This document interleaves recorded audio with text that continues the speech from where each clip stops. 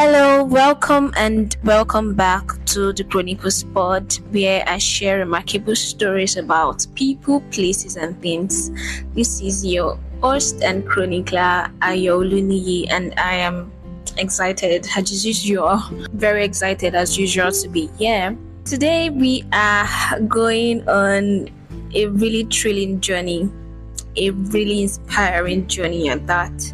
We are going into a journey of creativity, of innovation, of environmental consciousness. I visited the Waste Museum in Ibadan, the first and only waste museum in Africa, and I am privileged and very excited to be sharing my conversation with Mrs. Jumoke Olowookere today. As you would expect in a gallery generally, you'd expect a collection of artifacts and all that. This waste museum is not just a collection of artifacts, it's a living testimony that beauty can come from nothingness. It is a testament that waste can be turned into wealth and can find meaning. We can find purpose even in the midst of chaos. It's just so beautiful there. And you would be learning in this episode how you can also connect a brighter, cleaner, and more sustainable world. Mrs. Jumoke Olowookere was very, very hospitable, and I am also very appreciative of Mrs. O's hospitality. Their dedication at the Waste Museum is just so extraordinary. So, without further ado, please let's embark on this journey. The moment I saw your posts on Instagram, I was saying it earlier, that was a very short but the most enlightened I've been about waste reduction, and that was why I was just really curious and I wanted to be here, and then I had to plan my visit down to Ibadan so that I could come here, and I am really, I'm overwhelmed and I'm so happy, and I'm in awe of everything around here, everything right here. I think it has to be studied. It has to be studied in Harvard. We've actually done a session here before for MIT. One of their students came to Nigeria, and he was supposed to be going back the following day, and then he stumbled on a banner and you know what he did? He didn't bother to call you. Just got my number, wrote it down, and started coming. Just put it on Google and trace this place. So he now got outside, and just like how you just called me now. So he called and he was like, "Good afternoon. Please, we want to make inquiry about the Waste Museum." And I'm like, "Yeah, it's at Moniya." And said, "Please, we would like to come." I said, "Okay, no problem, but not today." And I said, "Oh, I'm sorry, but I'm actually outside." I'm outside where? Because I think we were about to close. We were doing something. We were very busy. Everywhere was scattered. We were arranging a lot of things. I think maybe we were even doing some production. We wanted to do a commissioning for a particular project. And said, as I said, outside where? He said, "I'm actually in front of the place that they are doing." And I just came out. I just carried the phone. I just got out. And I just saw him. He just came out. I said, "Why didn't you come?" I said, "I didn't want you to tell me no. Because I know I'm going back tomorrow." So when he now came in, he said, "I'm sorry, I came in unannounced." Then I got around. He said, "Can I call my professor? There's actually what we wanted to start, a project we were supposed to start in school as soon as I resume. But coming here to see what my professor is talking about, I wanted to start, and someone is already doing it. It's mind blowing. Please, can I?" The second day, and luckily for him or whatever, there was something wrong with his hand, something. So he couldn't travel the following day. He had to travel like a day after. He came here straight, and we had a session here with all the prof, and they were all seated in on each of their individual Zoom, over 30 of them with their professor. So when I took them around, I did a 30-minute session for them, and then I took them around, and it was mind blowing. This is beautiful. Thank you. And I got super awed when I learned that this is privately owned. So, what is the story? What inspired you to establish a museum? I think it's the waste itself that is my inspiration. and the amount of waste I was generating in my kitchen several years ago. I was on maternity leave. When you're on maternity leave, like all your system is like down, you're not in a hurry, you know that you are home to rest and all that. And for the first time, I noticed the amount of waste that I was generating in my own flat alone. Before that time, I didn't know that it was a global problem. I didn't know that I haven't had anything about climate change or sustainability or whatever. But I just noticed that we're generating a lot of waste, and everything is just going into the dustbin. And then I started questioning why we have to put it in the dustbin. Can't there be something else we can do with this waste? Isn't there something else we can do with the waste? And I started asking that simple question, and nobody could answer it. And I started asking, we don't have to throw this. Like my twins were taking 1 can of naan in a day. If I open one at 3 this afternoon, by 2 the following morning, the following afternoon it's gone. So in 1 week I have 7 cans of naan, coupled with other waste. And I just kept fighting that we shouldn't throw it in the bin. But I didn't do any art in school. I didn't have any idea of whatever it is that they use waste for. The only thing I know is that some people used to do shabu. They used to eat their container and saying and buy things of me. So I'm like, we don't have to throw this thing away. These things are so strong. There was a day I had a visitor and I opened kind of a box of juice for them. And when they had gone, I wanted to finish the remaining juice. And while pouring it, I realized that there was still some juice remaining and it's not coming out anymore. So I said, today we must finish this thing. So I brought out the scissors and I opened the box of juice. And lo and behold, the inside of the box was finer than the outside. Beautiful silver, very shiny. And I'm like, why are we throwing this box away? Can't we use it for something else? I don't have any idea what to use it for. But I started racking my brain. There is something we can use it for. So I started keeping. Around that same time, I also got bored with my job. I wanted to do something. If I was an executive secretary, I was managing like 30 staff. I'll go to work at 8, come back at 5, come back at 6. I just got bored. I was like, isn't there something one can do with life again? So a friend of mine came to visit me and said, I said, I'm just tired. I'm just bored. He said, why are you? But I said, I don't want to do what I'm doing again. I don't want to do something. If I said, what do you want to do? I said, I don't know. I don't even have any idea. He said, so what do you like to do? What can you do that if you do and nobody gives you money, you can continue doing? I said, reading. Is there any way that somebody can be paying me for reading? He said, there is. I said, how? He said, you can be selling books, and then once you buy the book, you read it to recommend it for other people. I said, that would be nice. So he gave me a mandate of a particular amount of money to look for. That once I have it, I should call him and he will take me to where they sell books and he will show me the book. That was it.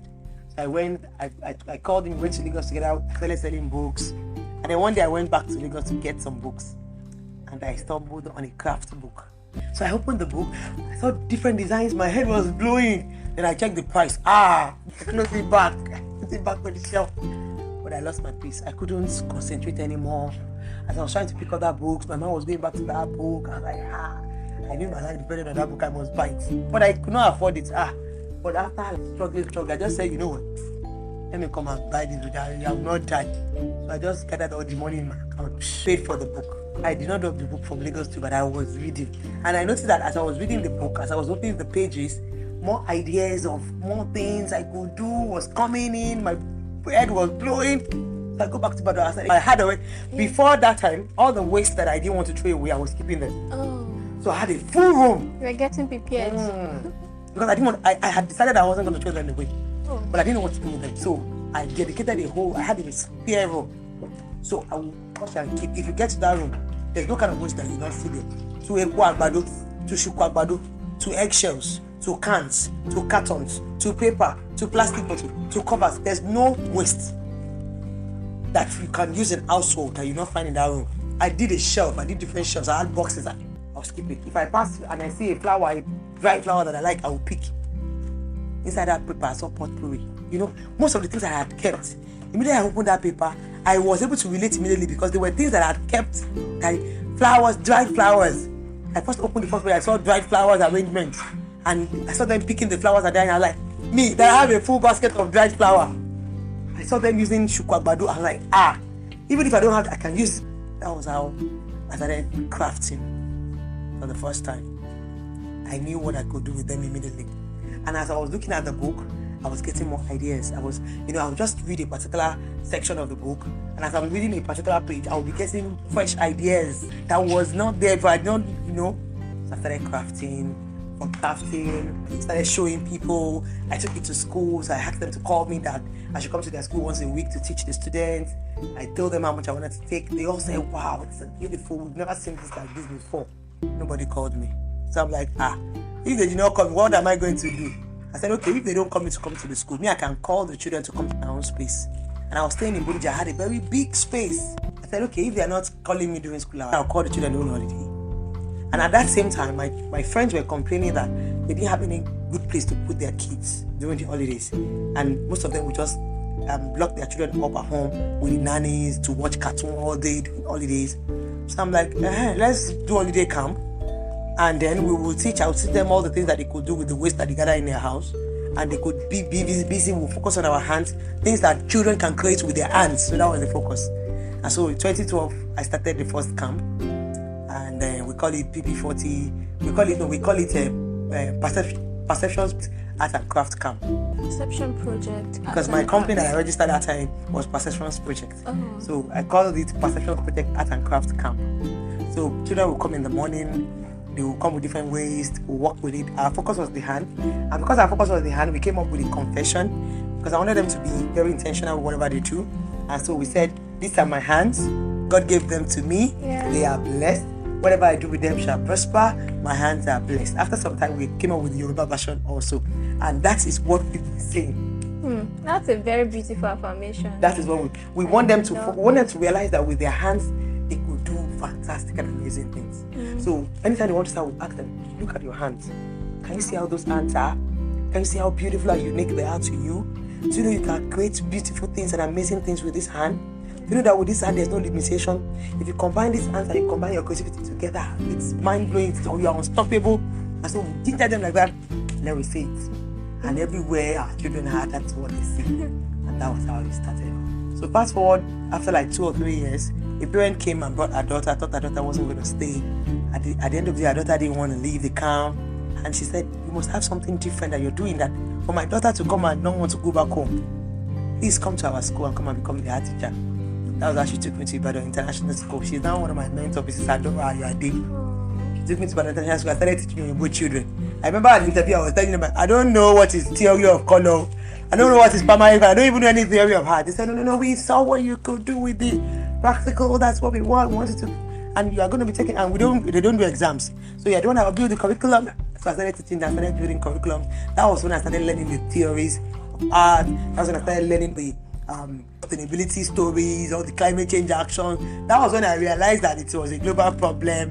It was while trying to teach the children, trying to come up with curriculums, that I started building curriculums, I started learning more, started becoming more knowledgeable, and I realized that it was a global problem, that it was something I could do. So I kept on doing it, and then I teach in that school for 5 years. And after 5 years, I wanted to do something different again. I wanted to be free. I wanted to explore more, because the timing, just felt, let me do this on my own.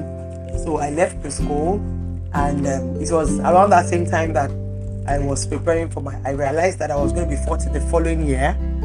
And so I said, wow, I'm going to be 40 next year. What can I do? How can I celebrate my birthday? That same year, a lot of my friends did their 40th already, and they were doing different parties and all that. I said I wasn't going to do any party. I wanted to do something impactful, something that would be meaningful, something that would be a give back to the... And I realized that I've lived all my life in this Ibadan. I was not from here. My parents are not from Ibadan. They are both from Ayooluniyi. But I was born here, primary school here, secondary school here, University of Ibadan, first degree, second degree. I served there. I got married here. I gave it to all my children here. You had your whole life here. All my whole life, since when I was born. So I felt, let me give back to Ibadan. And around that same time, I noticed that students in the public school system are not doing art, and they don't have playground. Many of them that I met, that I interacted with, they've never worked with paints in their life.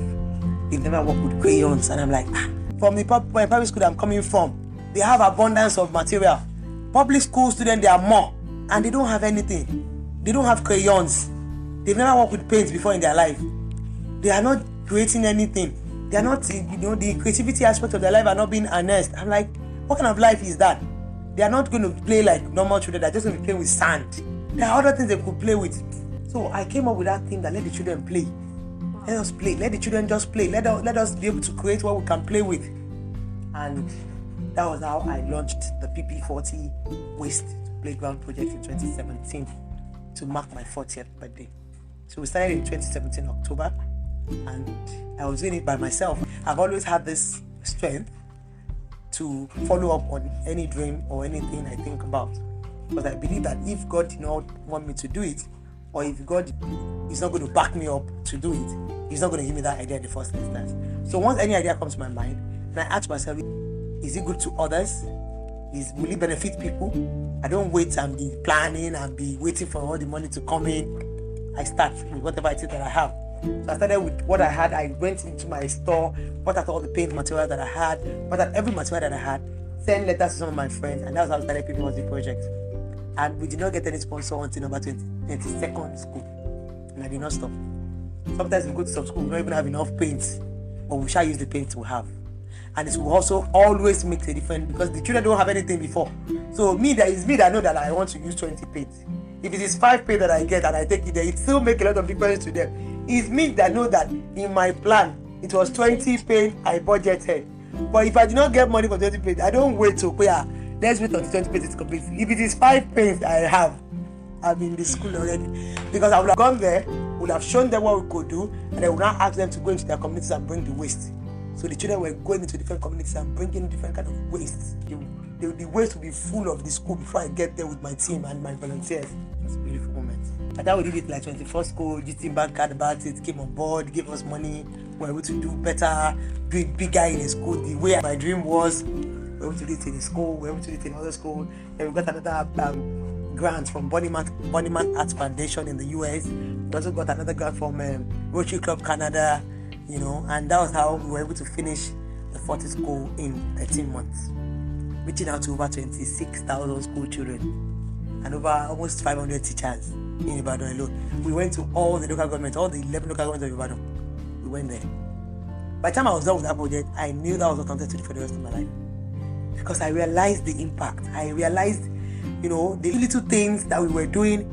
I realized how the children were receiving it, how they were showing attention, how even the teachers that would normally have left the school at 2, they would wait till 6 and be saying, Auntie Jumoke, I remember when I was in HSC, when I was in Kidiko, we used to do this thing. When we were in home economics, home economics in secondary school was usually very, very strong and solid.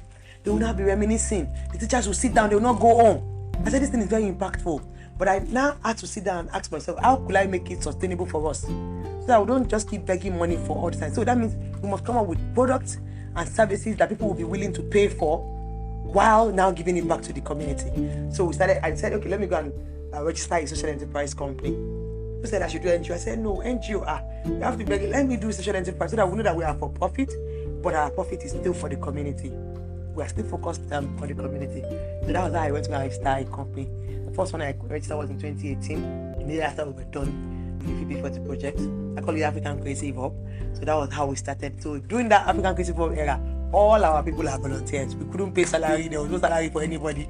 We just resume work every day, and when we're going to leave, we say, okay, Talolu Moto, who has money there, who has transport, who is going somewhere, we calculate, okay, you are going to, okay, you will need 100 naira, you will need 50 naira, we'll calculate and share like that. That's how we were doing. People were showing up. Because things we were doing was, anytime we go out, to reach out to communities, to go to schools, people's lives are blessed. People that were with me could see that direct impact on the community. So every day they keep coming. Each time I call them, they come. Now, we started working with that. Then fast forward to 2020. Before 2020, yes. Before 2020, I noticed that the major reason why people do what they do with waste is because they don't know otherwise. They feel that waste is meant to be thrown away. Waste is supposed to be thrown away now. Is waste not supposed to be thrown away? If I'm done with things that I don't need anymore, am I not supposed to throw it away? That is the mindset of people. So when you're telling them that waste can be used for something else, they're like, what are you talking about? But I now realize that when people see what we've done with waste, we don't need to talk too much anymore. But they'll just say, did you do this with waste? Wow, this is so nice. Oh, I want it. I want to buy. And immediately they get back to their own space. They start calling. Okay, my bottle cover now. So I don't want to do this. So one day I was just, walking. I just had it in my spirit. The waste museum. So in my mind I was like, wow, that's awesome. That is exactly what we need. If we could set up a center to showcase the beauty of waste, then we don't need to be talking too much. People can just come in and see it and go back and do the same in their space. But I assumed that somebody was doing it or somebody is being done somewhere. So I said, let's see how they are doing it so that we can copy it and put it in Ibadan. I knew it was not in Ibadan, but I just assumed that it was somewhere. So I brought out my phone and I said, the Waste Museum. And he just came back and said, blank, cannot be found. I said, Waste Museum in Africa. Then he came back again and said, cannot be found. Wow. Waste Museum in the world. Now took me to one center in Hyderabad, India, where they did the 7 wonders of the world using scrap. So, it now dawned on me, like, wait, you mean nobody had thought of setting up a museum dedicated to waste? If nobody had thought of it, then that means this is for me. So what do I have now that I can use to start? That was how we started. Now, in solidifying that idea, I realized that waste doesn't drop from heaven. It is humans that create waste. Nature harbors waste. There's something in nature that is waste. If man is the originator of waste, man must be at the forefront of looking for solutions. So that was how I came up with the concept of showcasing circular economy as a lifestyle. Because the Waste Museum format is a format of not just the waste, it's a format of plants, animals, humans living together without generating waste. And that was how I started working on it. Like usual, I won't wait for anybody. I was doing it. I will do my birthday party. I will invite people for birthday. Doing the birthday, I will be talking to them about Waste Museum, how they can help, how they can connect us to people that can sponsor it. This is what I have in mind. This is my dream. I want to open the center. I want to get a company. People just look at me like, 2020, after the corona, we wrote an application for the USAID program, and 2021 we won it. So the money came in 2021 November. We were able to, between that November and February, finish up all the things that we needed to do here, and we opened February 2022 officially at the US Consulate in Nigeria. That's the one that gave us the grants. So they came here to open this place for us in February 2020. I was thinking when I read about you that you belong to the US Consulate Academy for Women Entrepreneurs. Yes, I did that in 2019. Oh, did it in any way influence? Yeah. No, it didn't influence this directly, but it also influenced it directly because they were the one that funded it.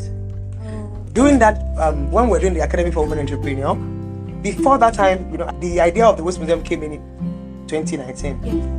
Before I went for that program, but it was looking like something that is not possible. It was looking like something that, because nobody had heard about it, and each time I share it with them, just like, "Are you okay?" But when I went for that program in 2019, guess what the program was? Dream Builder, and they took us through a 10-step process of how your dream is valid. By the time I came out from that 1 week, I knew that I was going to have the Waste Museum. So it was just like an inflection point for you. It was not only an inflection point, it was like a trigger. It was like a hammering. It was like a confirmation. It was like a butter on the bread that I was already dry before. Because initially I was thinking, will you not think I'm mad? But going through a full 1 week of Dream Builder, where they taught us about dreaming of your dream, making it work, financing it, marketing it, of your dream. By the time I was done, I knew that it was only a matter of time. So coming out from that 2019 Academy for Women Entrepreneur training, I was just doing when. I was no longer doing relate. I was no longer in doubt. It was just like when. I knew my dream was valid. I had already confirmed it was valid. I knew how to market it. I knew how to work on it. I knew how to nothing remaining. So it was like a catalyst for the project. And they now ended up being the one to fund it again. Apart from the fact that they were able to ignite it and catalyze it, when I needed help and I sent out letters, they were the only one that I was able to win their grants. That's so beautiful. So they were like, what will I call them? If they were not there, maybe we would not have been able to open this place. But even my governor here in Oyo State, that we sent letters to, we didn't get any response. They probably don't see the gold thing. Yes. Yes. When I entered, at the very point I alighted in front of this place, like just at the front of the gate, I was moved to tears because think I'm emotional right now. So I literally saw where the beauty came from. The beauty I see now, I see the source or the sources of it all. And I'm like, wow, this used to be something we had in our house, and it's used as a decorative element here. Now, I grew up in Ibadan. I had my primary school education, secondary school. I didn't have my university education here. I schooled in Obumasho. But the first time I touched paint, I've always been an artistic person. That's what my life has always been. But I felt like the only way I could be what I wanted to be was through medicine or something around that field. But in my 4th year, I knew it wasn't it. Wow. So you were in medical school, 4th year? I was studying microbiology. I was even trying to cross to nursing because I was ready to give it all it takes just to be a doctor, because I felt that was the only route to ensuring the well-being of people. And it was in my 3rd year, no, it was actually after my university education that I touched paint for the first time.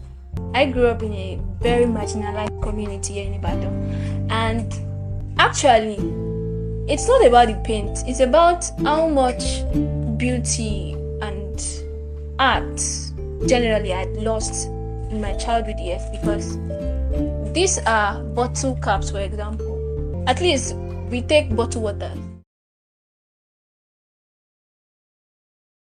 and then I had access to caps, but I did not see the sustainability of those materials. And short, in summary, I had lost so much beauty over the years. And I'm like, everybody needs to come to this place. They need to see the beauty in their environment. Ibadan is known for rusted roofs, but I think we have so much beauty around us. If people are decorating their houses this way, who wouldn't want to be in their house? One thing I've also noticed that this place does for me is, for every time we come in here, it gives us life. It breathes into us. Yeah. We don't fall sick. We're not depressed. We're always joyous because there's so much beauty all around us. That's one other thing that I know that this place does for me personally. For every time I come in, I don't think of all this negativity that other people may be going through. So it's like we are immune, kind of. It's like we are encapsulated in a kind of world that is not outside. So it's when we step out that we now see that people are going through this. People are, you like, you get. Yeah. So it's like a world. Once we're coming into the gate and we are doing what we do every day, and everybody's going back home, it's like, we'll go back to reality, kind of. This is the reality, or that's the reality, I'd like you to tell me more about the circular economy that operates within. The idea is that circular economy simply means zero waste. It simply means the way God has created the universe in the beginning is He did the plants, He did the animals, He did everything, and then He created man. And He said, man, go and take care and nurture and feed on. Use this for herbs, use this for clothing. He was the one that even created the first clothing for Adam. Then man started doing all that, and then science came in and we started exploring, and we started creating materials that are not biodegradable. Now, it got to a point whereby the product that man was creating became a problem to both plants and animals, and even to the humans itself. Because if we are saying, for example, now plastic never biodegrades, and if it biodegrades to a certain extent, it turns to microplastics to nanoplastics. And as tiny, I was reading an article from, there's a group I belong to by some Indians, Zero Waste India, and I'm the only black, I'm the only African there. I think I introduced one of my friends that is in Uganda to them recently. So we're like 2 blacks. All the other people are not black. So they shared a post today that even when you are cutting plastics or you are using your hand to shear thread plastic particles, you are inhaling it. It's a recent study that newborn babies, they checked their blood and they found microplastics. The reason why is because most of our food now contains some form of microplastics or the other. And even to maybe you are eating fish or you are eating meat. Have you seen where goats are eating nylon before? Yes. They don't digest everything. Some are still in their body and it will become microplastics in their body. And one day the goat will be very fat and somebody will say they want to kill it. And they'll kill the goat and you are going to eat part of it. So when they started doing all those checks and all those studies, they realized that plastic has invaded us beyond what we're even seeing or thinking. Now, I realized that there is a need for every human to go back, if not totally, to go back to as close as how God created it, where plants, animals, and humans can cohabit together. The waste of one being food for the other, and intentionally and consciously not generating waste. So that was what I wanted to use this place to set up. So right here, we don't have a dustbin. Anytime we sweep, we will pick. The paper will go to paper, create a paper portion, we'll put paper there, we'll put plastic here, we'll put cans there, then we'll carry yepe and pour yepe back. Now, we will now need to ask, the paper that we have kept, what are we going to use it for? The nylon we have kept, so that is what we do here. So for every waste we generate, and for every waste that comes in contact with us, we ask, what can we do with them? And that was why, for major installations or anything we want to do here, the question we always also ask ourselves is, what waste is available that we can use? That butterfly.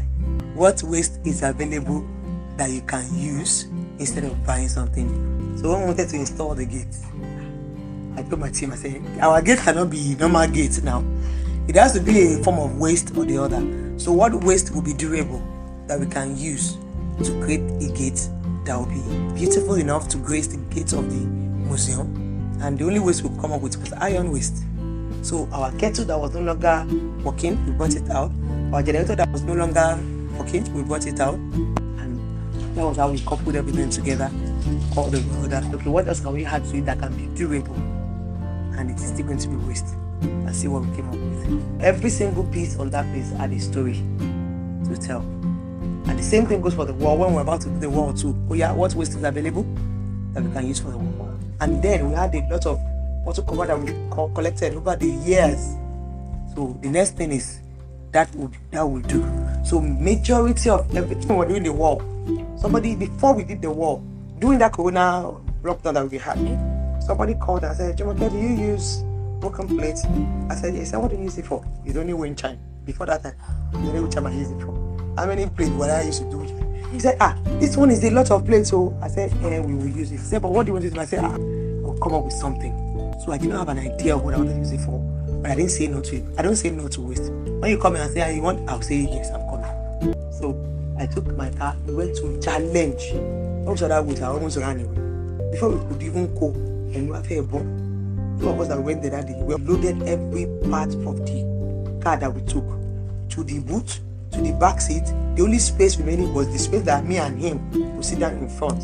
We cleared all those waste. We now put it outside. We didn't want to do it. It was there for almost 4 months. It was just on the floor outside there. Then one day, that black bulb just flew in my head. Didn't want to do our plastering for the wall. Fantastic. Plates will be very well on the wall so that we could tell a story of ceramics with our wall. So I realized that it is the waste itself that inspires me, and it is the waste itself that tells me what to use them for. I don't have any idea what to do with anything, but I don't rush. The day I picked the tire that I used for the ceiling up there, Yes. I was going out. I had a program I was going for, and I didn't go with the car. I got to Tingovans around that challenge, Ring Road, when you, instead of going to Apata, just go like this to Ring Road. I was in the car like this, just looked to the side, and I saw tires. You know, tire has this curved on top. Yes. But this particular one, they had cut off all those curved groove, and the tires are just flat like this, but round, flat, round. I first saw one, I was like, I'll get that tire now. I just used to plan something, it should be open. I was still looking at that one. I just saw another one. I just realized that within the space of from like here to here, I'd seen like 20 inside one bush. the other side of the street. I was like 20. See what he cut open. Opportunity for me to sit down and be cutting it open is a lot of work. I couldn't concentrate anymore. I dropped from the taxi that I was inside. I dropped. One of my brothers was there with me and I called him. I said, I need your help. There's somewhere. I just some tire. I need to pack it up because if I say I should wait till tomorrow, they may have. That was how we chatted my car and we loaded the tire. One day when I was bringing it, he said, what am I going to do? I said, I don't know, but because it was already cut up. So that's how I see waste. Anytime I see the waste, I could see, I could know, I could feel it in my. The waste would be calling me like this way, pick me, pick me, pick me. I know that it will be for something. I may know what to do immediately, but most of the time I may not know. But I will not give up on that waste. I will pack it, keep it. Then the tire was there. My plan was that I will use it for floor. Then I will cut it, then I will put it in, and I will use it as my interlocking for that floor. That was the initial plan. I think I tried to do it, and the tire was not bending enough. It was giving me stress. Then I was like, I had to use something else to hook it to the ground. It was still shifting. We even used it at some points to do the walkway. Ceiling. Baba just said, immediately we finished this one. I actually wanted them to use it for inside. I wanted the tire, the inside, the air to be tire. They were now stressing this. I said, okay, no problem. I know what I wanted to do. I bought this thing. When you don't finish it, I said, yeah, go to phone. He said, what I'm going to use for that? I'm using the tire for outside. If you say you don't want to use the tire for inside, okay, no problem. I've homered you. But you too, you home me. I want the tire and he said, I want to try it. I said, have you done it before? I said, no. I said, well, let's try it. That was how I managed the carpenters.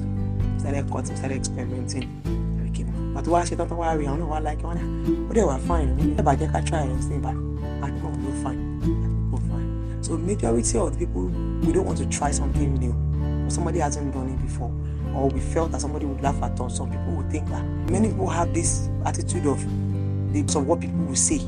So they would not be willing to try new things or even explore their desires. But me, I don't care. I'm very shameless with what I do. If you like, say I don't have money, yes. If you like, say it's because me new can play t-shirt or give me a. So me, I don't care about what people will say. What I care about is what I want to do. Can I do it? Will it work? So that if it doesn't work, I will now say, it doesn't work. If I do that, that's how. Same thing is for our wall, So it is the waste itself that always motivates us. We don't give up on any waste that we come in contact with, even when we don't know what to do with it. So it's like a personal mission to rescue as much waste as I can rescue, to avoid them from getting into the landfill, getting into the gutters, or becoming pollutants. The idea is that if you put your name on the waste that you're using every day, let it not be found amongst the one that will be part of the pollution. So each person should own their waste. You have answered so many questions in my heart, and I'm really grateful. But I think one last question I'll be asking is that you have done so much for the community, even for Africa at large, and I'm really curious as to how individuals or organizations can support or help the Waste Museum. Our mission is to create a sustainable world without waste. Our solution is what we call our 5 R's and a U. Reduce, reuse, recycle, refuse, repair, and upcycle. If you look at that 5 R's and a U, it's not about organization alone. It's about every single person that generates waste. So it means that everybody can join in this crusade of creating a sustainable world without waste by doing that 5 R's and a U. So every individual that gets to hear us or gets to miss us should go back to their own space and do that 5 R's and a U. Reduce your waste. We all know how many kilograms of waste we are generating in our individual space. Start by reducing it. Everything this today now, if you were here around 12, we had over 15 community children here shopping for clothes that we've piled, that we've collected, that we've used, that we are not using. Once in 3, 4, 5 months, we will call the community children, we will put it down, they will shop, they will pick the one that size, then they will wear it size. They did that, over 15 of them. So when they were done, that was the same feedback drop of what I was doing, and I went inside again, was bringing out so many. So it starts from there.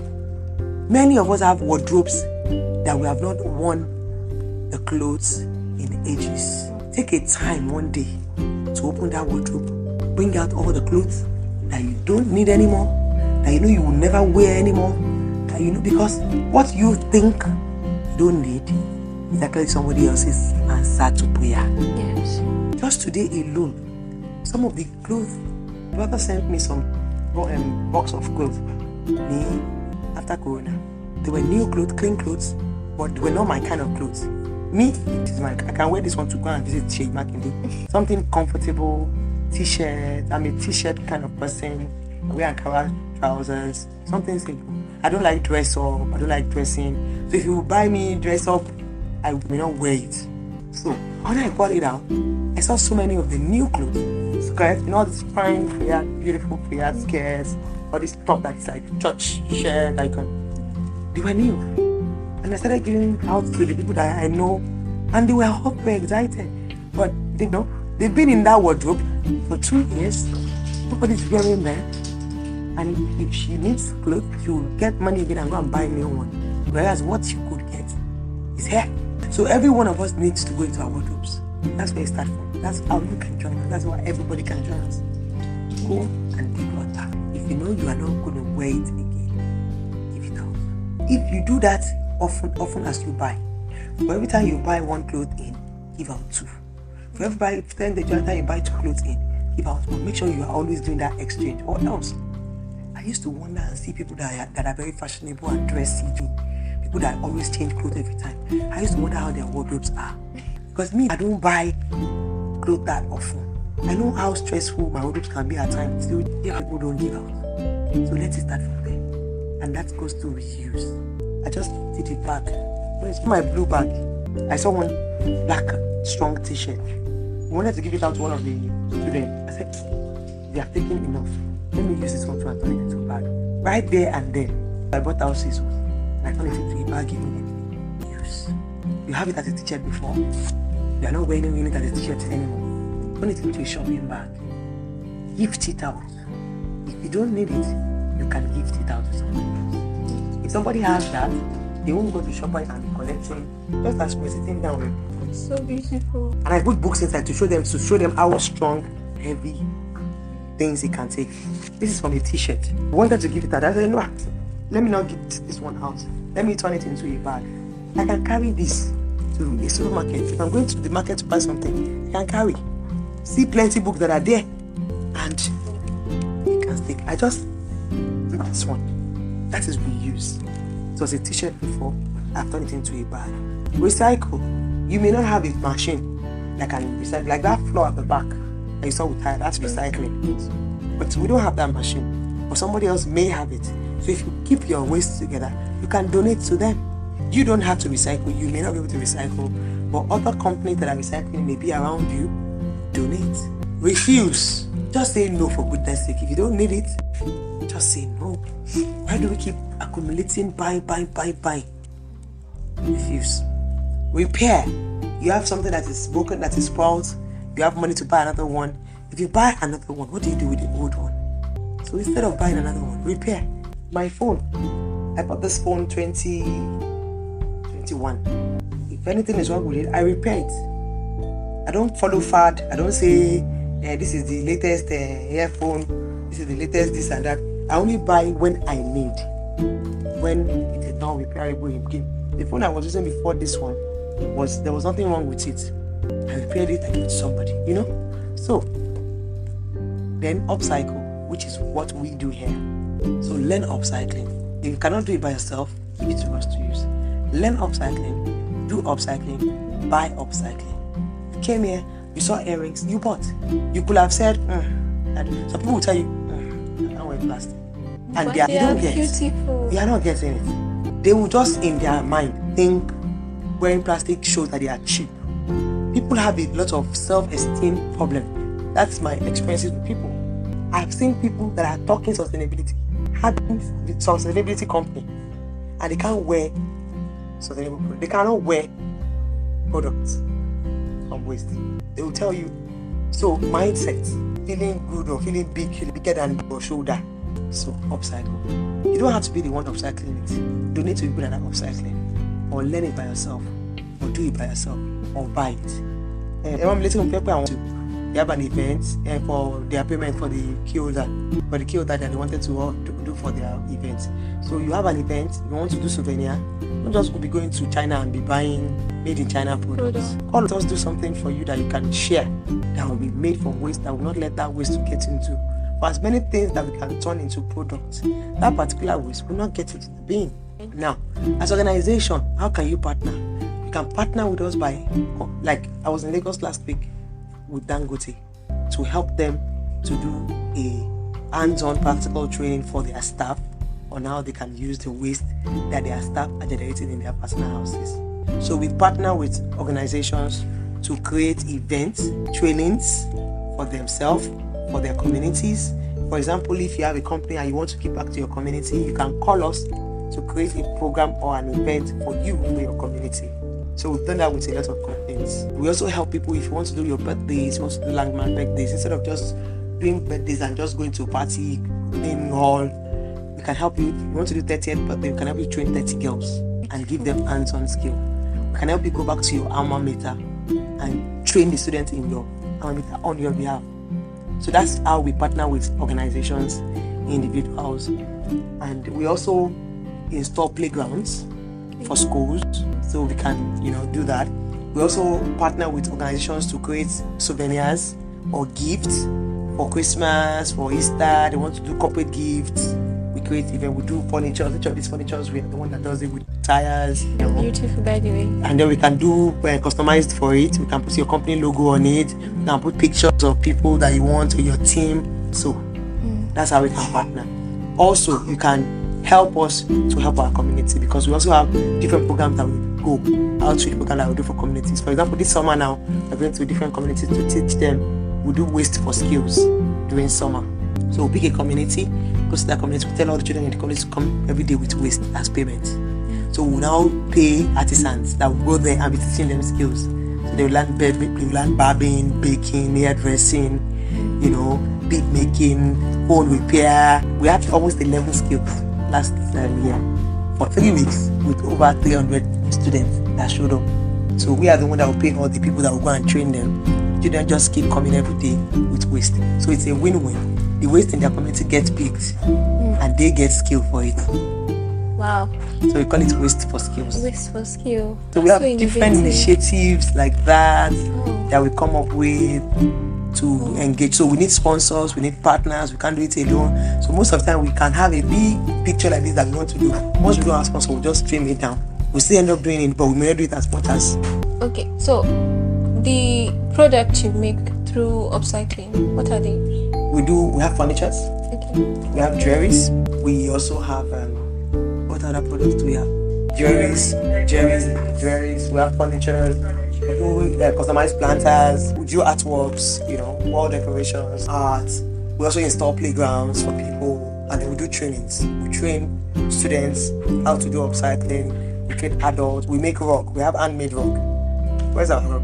I think the last question would be that. We were still recording. Yes. Sorry. The last question would be that when people want to reach out to you, how do they get to you? We have a website, www.thewastemuseum.com. We also have another one, www.africancreativehub.com. Then we are on social media. If you even just say the Waste Museum, you will find us. Yeah. Then if you put Jumoke Olowookere, you will find me. If you put Jumoke Olowookere Waste, you will find me. Then we are on WhatsApp. We are very active on WhatsApp. 08023603977. You can reach us on WhatsApp. You can call. And if you cannot get us, just send us a message. We will always reply.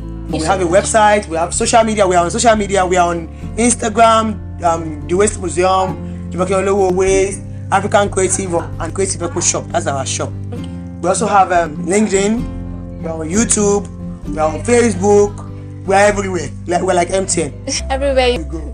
Thank you so much for your time. I deeply appreciate it. Thank you. We love you, Kando. I was almost saying no, because when you called, I called you back. I was like, I don't feel like seeing anything today. I called. They were like, no, I don't feel like let her come on next. When you say you are not in Ibadan, Oh, okay, shall come, baby. Thank you so much, Ma. But I'm glad we had it. I really enjoyed my time here. I think every time I come to Ibadan, I will be here. Yes. You have just heard my conversation with Mrs. Olowookere at the Waste Museum, and truly I was left awestruck. I was very flabbergasted at the incredible work being done there. It opened my eyes to the boundless potential of the beauty that lies around me and in this world generally. And I picked a single lesson there that even things we discard can be transformed into valuable treasures, and we just need the right knowledge, we just need the right skills to be able to create a better future for ourselves. So yeah, I hope you really had a great time, and I hope you listened through. And once again, I want to extend my heartfelt gratitude to Mrs. Jumoke Olowookere for our warm hospitality and for sharing a remarkable vision with me, and to all you listeners. Thank you once again for joining me on this journey. It's so unforgettable. So remember that the change we seek is within us. Have a great time. Take care of yourself. I love you. Bye.